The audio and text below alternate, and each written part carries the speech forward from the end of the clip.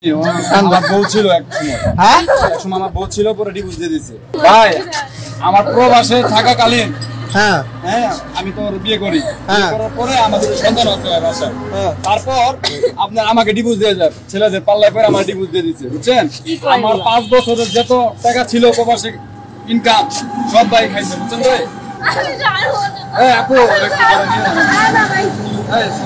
ভাই কাবিনের 3.5 লাখ টাকা ছিল আমার কাছ থেকে, পায়ে পায়ে নিছে ভাই 3.5 লাখ টাকা ডিভোর্স যেটা আমি ই করছে বুঝছেন। 3.5 লাখ টাকা নিছে, এমনি তো কত লাখ টাকা খাইছে ভাই হিসাব ছাড়া। আমি ওর ছেলে আরেকটা বিয়ে করছিলাম, কিন্তু ওকে তো সুখ হতে পারি না। ওই ছেলে মদ খেয়ে গেছে, খায় পাশে এসে আমাকে মারধর করে। তো ওই কি করছে ছেলেদের পাল্লায় বেরা ছেলেদের নিয়ে কক্সবাজার যায় ভাই করে, আবার শপিং করে। আমার টাকা কষ্টের টাকা প্রবাসে আমি কষ্ট করি ভাই, এই টাকাগুলা দিয়া ছেলেদের ভাই মার্কেট করে ছেলেরা ঘরে কিনা দেয়, আর এই গলা চেন কিনে দেয় ভাই জানেন।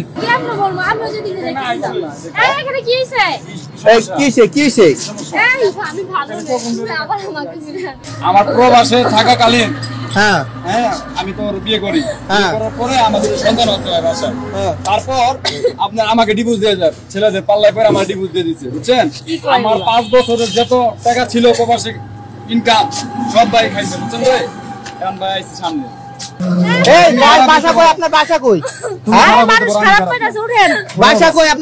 আমার বাসার সামনে সিনকিট করো না ভাই,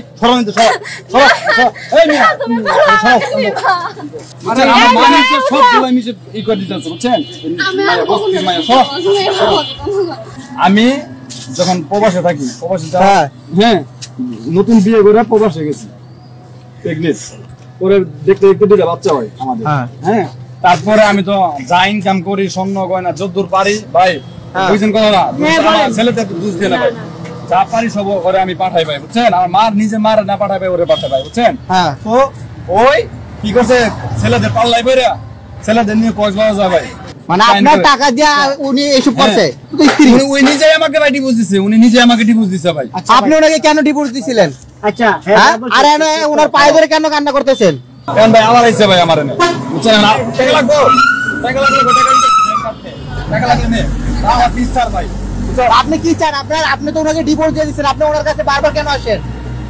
আমি ওর ছেলে আরেকটা বিয়ে করছিলাম, কিন্তু ওকে তো সুখ হতে পারি না। ওই ছেলে মদ খেয়ে গেছে, খায় পাশে এসে আমাকে মারধর।